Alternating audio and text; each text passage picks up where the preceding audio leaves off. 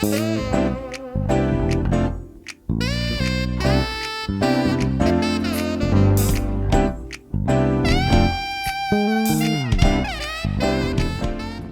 welcome to Steppin' Out with Betty. And here she is, Miss Betty Leak.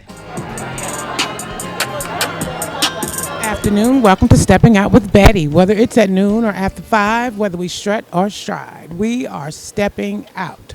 And today I am here with Carlos Davis, and he is the moderator for the Black Enterprises Summit Forward event, and I'm having a fabulous time. I'm so glad you are. Thank you so much Yes, for being here. thank you so much, and it feels good to be around a lot of black people doing positive things. How are you enjoying your experience here? Oh my gosh, just, like you said, just being around not just like-minded people, but our people, and really helping them understand what it means to come together, but most importantly, understanding there's power in our numbers and understanding that collaboration is the key to how we move our community forward. Right, and the focus for the Black Enterprises Summit is generational wealth. And so what do you think we can do better to ensure that the community is aware of tips and trades to be better in their businesses? I think from a generational wealth standpoint is making sure, of course, we're educating our youth in generational wealth principles. So perfect example with my son, my oldest son, he's 9. He's starting his own business. So actually teaching him about that, but also teaching him about savings and about investing.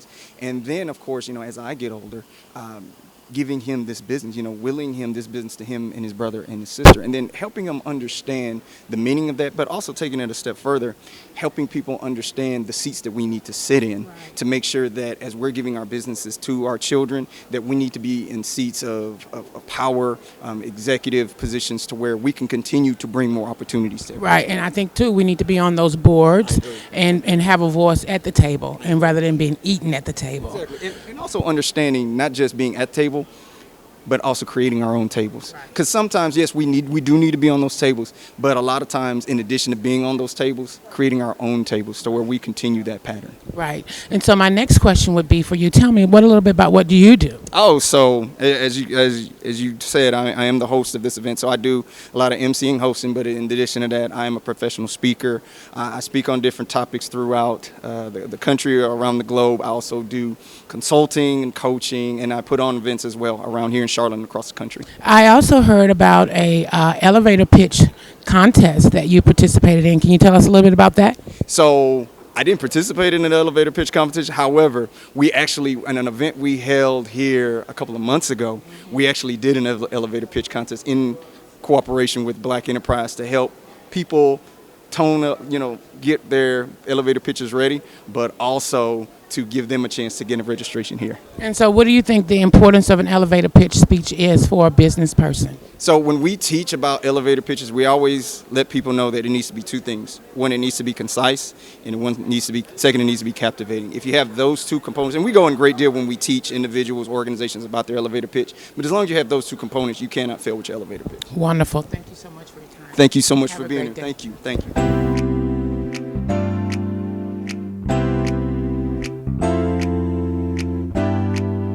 Not know how this was going to come off.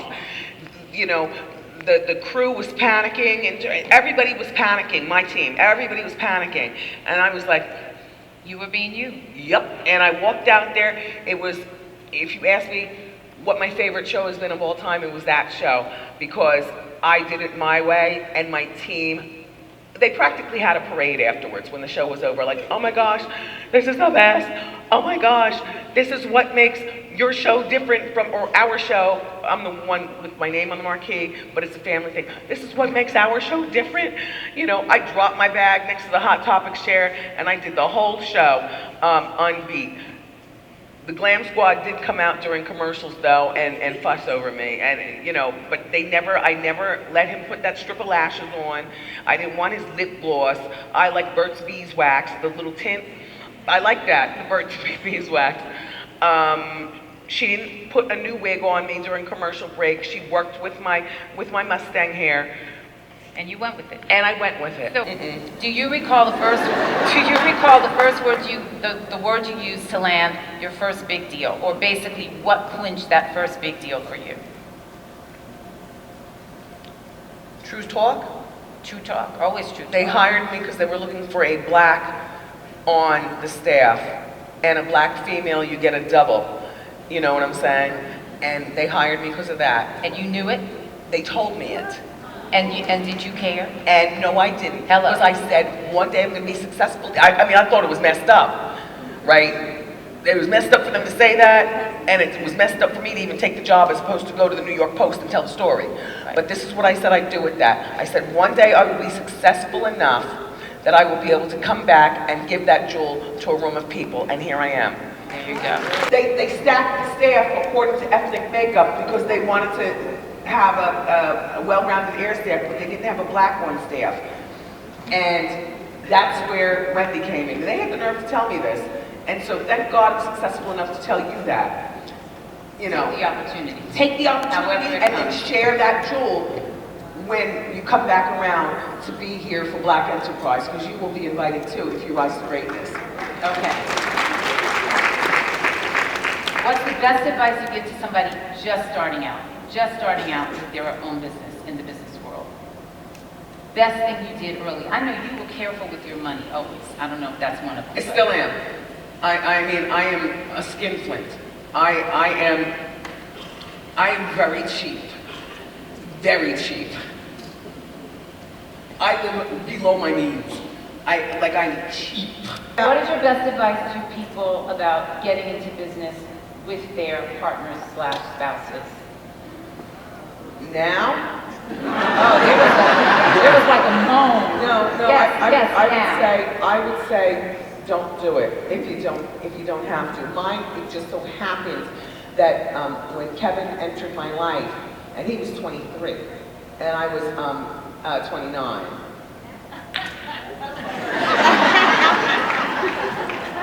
And, Hi, yes. Gracie. Anyway, he was 23 and I was 29, and he was available, I'll just say, in terms of, like when he got into my life, he saw, you know, that I wouldn't go out with friends, but I would go out. I'd have, you know, security with me and things like that. He immediately dismissed that. He's like, I'll hold you down, you know, and I was like, oh, that's hot, okay. And eventually it just turned into, like when it came time for contract time and things like that, it wasn't me and my attorney. It was me, my attorney, and my then extremely serious boyfriend. His name was on the paperwork, but he was a part of that. And now you see what's happened to my life, and you know, none of that is what it is. So I would say, marry a cardiologist, and you go on and be an engineer. You know, and look, marry an eye doctor, and you go on and have your talk show. But you make sure that those people support you in terms of cheering you on. But yes, have your separate life, and then when you come home, you actually have even more to talk about, as opposed to business. Everything always falls into business, even though I love what I do, and so does Kevin. It's just, what I do specifically is so much, I'm still in love with it. I don't know whether you can see that delight in my eyes every day. The second you don't is the second I will take myself off TV, because I can't fake having a good time, you know, for anything or anyone. Excuse me. But yeah. So your advice would be just don't do it. Keep it separate. Yes, keep it separate. Keep it separate. What's the greatest lesson you've taken from where you are now, and where do you want your brand to go? There is not one great lesson. My role model is my mother, and my mother and father, I just got a text before, they're sailing around the world right now. They like to travel, and they're in Germany. How long have they been married? My parents have been married for 61 years. Yep. And they're healthy, and a nice thing, Google Schmoogle, Shirley and Tom, you'll see. I look just like my father, but my personality is the spitting image of my mother. You know, and you know, I know how to imitate her voice. Wendy, you always have to have your own money, no matter what. You'll read it in my book. I got that from my mother. Wendy, always have a perfume. And like my mother is I am the spitting image of her. It's very, a perfume, the nails, she's glamorous in her own messy way. My mother, she's 84. And my parents still hold hands. You know, I observe from afar. I was like, goals. That's what I want. So the important lessons that the important one is I learned it from my mother and my father, and that would be always have a personal life that you could be on the porch and have, you know, rocking chair, you know, and also save your money, because who's going to rock you in that rocking chair? Yeah. So as you look forward, are you relishing this time to be the boss, to really be the boss and own everywhere that your brand goes going forward, knowing that the buck is going to stop with you? Well, you know, if you read headlines and really buy into them, and they are juicy, when I read about it, I'm like, if I didn't know her, I'd be watching that show. Now I have to follow her. And by the way, we just gained, Bernie, what was that, 63,000 new followers on the something like that. Whatever, the Google or Schmoogler. Look, since all the drama's been going on with the Wendy, I have 63,000 new followers. And I'm like, nosy people, all right, whatever. I see what's going on. You know, I talk on the radio or on TV every day, but apparently, you know, burning fish, you know, for my family at home in prior life wasn't interesting enough. But all of a sudden, I'm in peril, and you want to follow me. But the business, I was very much a co-partner with my husband. If you read and buy into what you see, then you would think that I was, you know, pushed to the side and stuff like that. And I let him be the manager and also be the man. You know, I'm very much a girl at home. I love a man to be a man, and I mean open the door for me, you know, all that. I am old school. How about in business? In business, are you also? In business, I am a Mustang. You know what I'm saying? Sorry, I don't say, no, in business, don't mess with me. And now, because it's just me, I love it. It's what I've always known. It's just that I had a co-partner, and now it's just me, you know, at the top of the chain. And my business is growing. Bernie, you said I can say this. Say it. It hasn't been announced. It's all right, go. All right, well then you all, announce it here. You all are the first to know. I have a partnership now with Lifetime TV. Hold on, because she said this is quick, we're about to wrap up. And now she's gonna go. Well, like, I don't want to tell you exactly the Well, you are gonna be executive producing. everything that I want and anything that I want. It's a partnership, like a partnership, And you're going to be headlining a comedy show, correct? Yes, okay, and I'm a comedian too. A sort of deaf comedy jam. I mean, you are going to go on tour, hosting a comedy show, bringing out other comedians. Yeah. So you are taking the brand to new places. Well, no, because I've already been on Well, you did the tour. comedy show, but And I've you already- did Lifetime. But you're going to focus more on those things, and you've truncated some other things. Like you did have the HSN, which is now on hold, right? I'm still going to be manufacturing clothing, and that's coming soon. And I go to every button, every zipper, because I was with QVC and HSN, and I've learned a lot. And I am present. I'm not just going to slap my name on something, which I could do. You know what I mean? That's what they expect when they first sign you up. They want you for your name and your exposure, and then they don't realize the headache that I would be. All right, it'll take a 5-hour meeting just to decide what size zippers I want on this dress. And do I want it to, or the skirt, like, do I want it to zip on the side, or do I want it to zip in the back?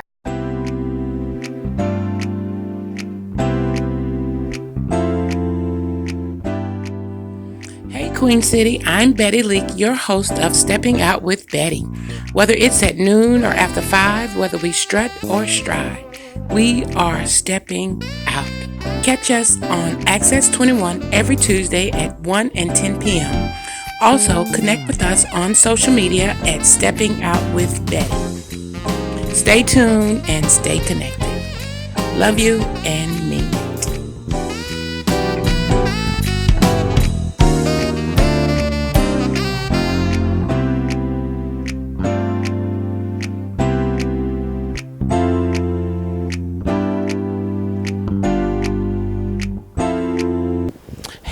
I am here at the Black Enterprises event, and I am getting ready to talk with Kelly.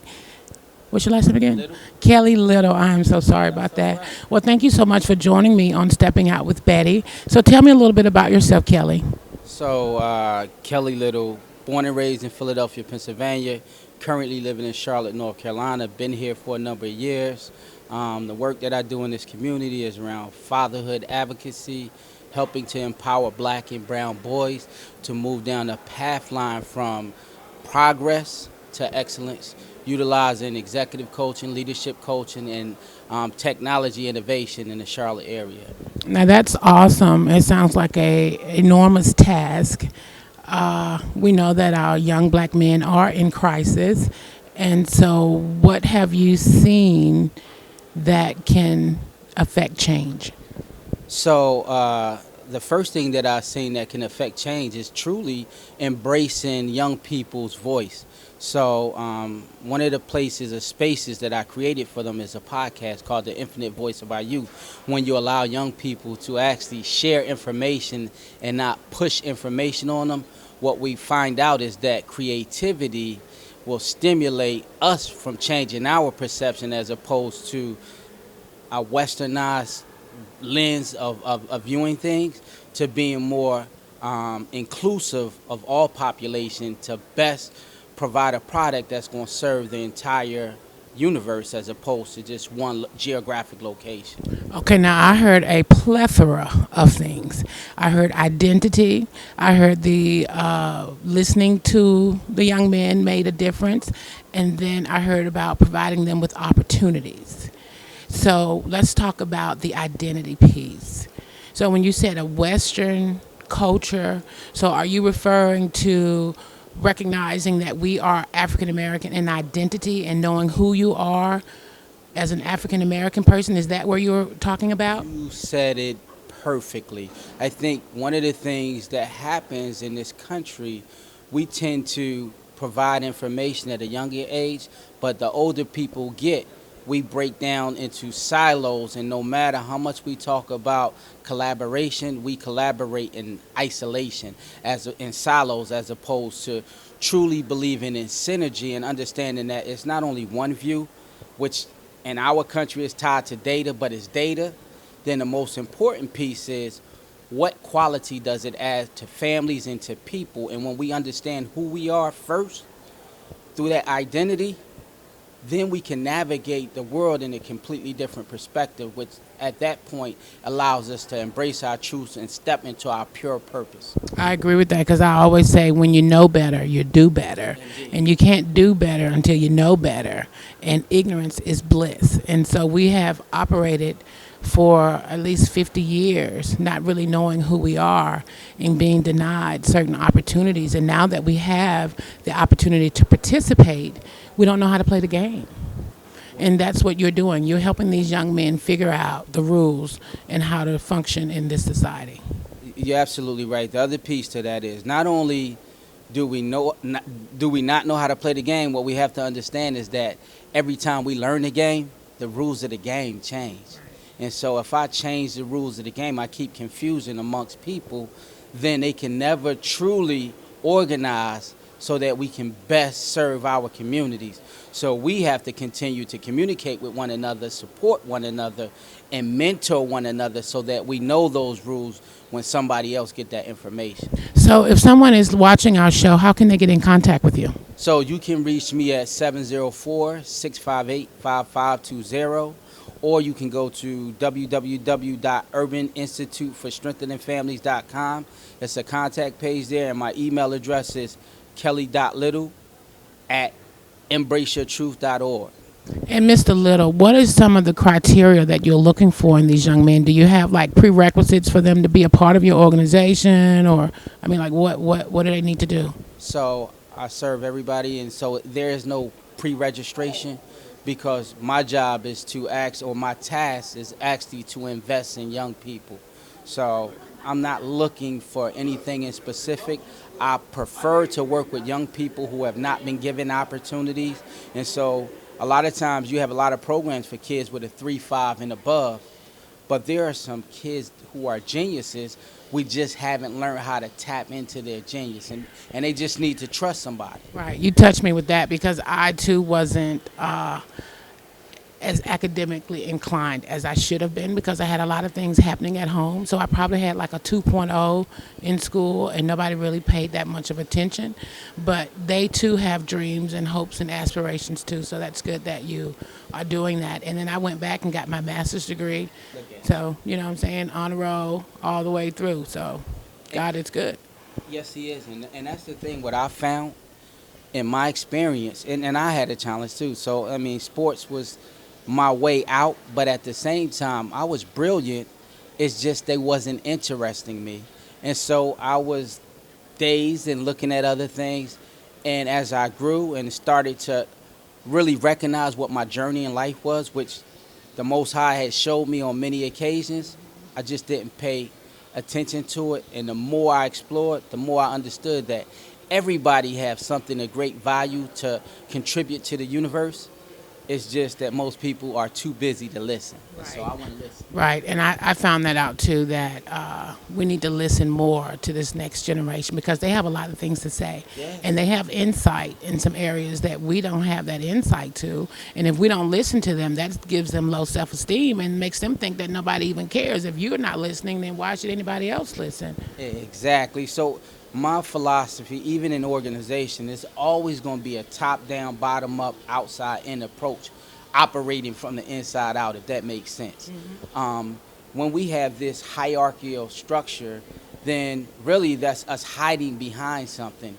True leadership is empowerment, and when you recognize that you empower people to move forward, then you truly energize the organization because those people who you empower will then empower the people who you serve, who then will always come back because everybody sells a product. Right. But it's the experience that you provide when you're selling that product that or service that ultimately pushes people to come back to you. And so when you care about people, they feel it and they always come back. Right. That was powerful. So we're going to close on that. Okay. Thanks for stepping out with Betty. Hope you had a wonderful time, and I hope to see you again.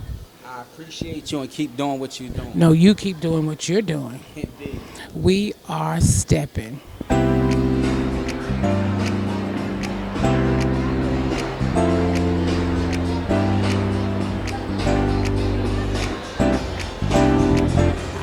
And today I am here at the Black Enterprises Summit with Kelly Lawrence. He's an entrepreneur, and we're going to delve into Kelly's story and find out why he's here. So welcome to Stepping Out with Betty. How are you? Pleasure to be here. Thank you. So what brings you to the Black Enterprises Summit? That's it right there. Black Enterprise Summit. Great opportunity. Household name that's not only thrives with entrepreneurs but also with finance. Because this was not a cheap ticket. No, of course you got to invest in yourself. That's part of business. Of course, at any time, it's worth the investment. You don't know what the outcome could be unless you take that risk. So what have you learned from your experience here today? Well, this is my second year attending, and not only just the network and the collaboration in the community, but also being having the opportunity to meet some fine folks that are in different lines of businesses, different industry, and just hearing about their success, their struggles, and also what they're looking to achieve down the road, not only for themselves, but also to help partners, community resources, and also other entrepreneurs around the country. Right, because I've noticed in the African American community, we operate in silos. And here's an opportunity to network and create some synergy around Black entrepreneurs. So thank you for taking the time to interview with me, and enjoy the rest of your stay. Thank you so much. It's a pleasure. Thank you. You're welcome.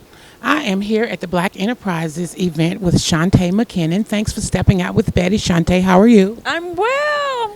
It's so good to see you here. Are you having a great time? I'm having a wonderful time. I was actually on my way to my session. I need to do my digital. Okay. So which session have you seen so far? So I was here this morning, so I had the opportunity to hear Wendy Williams drop a whole bunch of gems and some other stuff. Right, because she didn't want to tell nobody. She didn't want to tell her business. Right, but she want to be in everybody else's business. Right? I wanted to know all her business. Yes. So what do you do? So I know you want to get to your next event, so I don't want to take up too much of your time. So tell me, what do you do? What brought you here? So I am the founder of the Shantae McKinnon Show. So I also do something similar to this, more of an interview couch setting, where we interview thought leaders, authors, celebrities. And so the goal is to bridge the gap in the community. And so I call my thought leaders, my mentors, my coaches, my village, you know, so they help me bridge the gap in the community with those gaps, those issues surrounding family, finances, health, you name it, we talk about it. So what do you plan to gain from this event today? So this is an opportunity for me to network, learn how to scale my business a little bit more. So believe it or not, I'm social media shy. I'm a little older generation, so I really don't like social media. Right. But I need it. I got to do it. Right. So this is what this is about. Just doing networking, gain sponsorships, gain valuable business relationships, and just kind of moving forward. And so the event that you're going to next is a social media event? It's about social media. It's about digital. Okay. It's about that digital, gaining that 5K? digital influence, getting that Okay. number up, Okay. which apparently I'm terrible about. These algorithms are killing me, y'all. Yes. Well, you got to learn it because it's important, and that helps you track your followers and know what's trending and what content you need to cater to that particular audience. Okay, so I so can be it's like important. Yes. Okay. All right. So thanks so much for stepping out with Thank Betty, you. and check out the show. And I would love to check out your show. So maybe we can Absolutely. network together and Absolutely. collaborate on some things. Awesome. Awesome. Thanks so much. You. Welcome back to Stepping Out with Betty. I hope you enjoyed the show. I wanted to leave you with something that would inspire you and to encourage you. So once again, thanks for stepping out with Betty. Love you and mean it.